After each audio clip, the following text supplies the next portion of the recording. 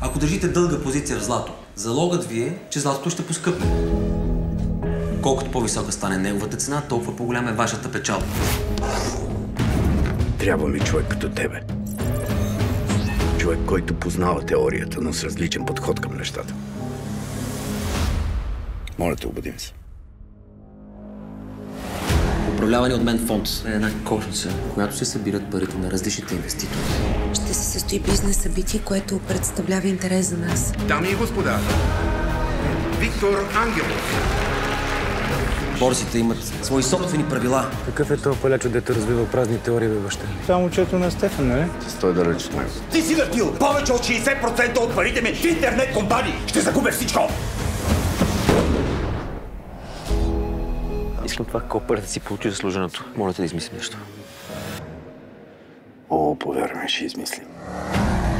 Добре дошъл в кораба, майка. Това Найден. Голямата уста. Това е Барбатов. Ицо. Бив ченчеджия. Обича акциите, обича жените, което го прави най-голямото клише в нашия отбор. Действате. Сигурен съм в това, което сочат цифрите. Браво, мачо. Виктор, че работи с размаха. Той е пълен нещастник. Егоцентрична и претенциозна кучка. Много добър замах.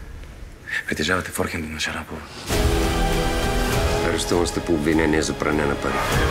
Събирайте се всички в офиса. Веднага! Не следваш елементарни правила! Take my advice. Spend time with your family. Money, money, money. Always money in the rich man's world.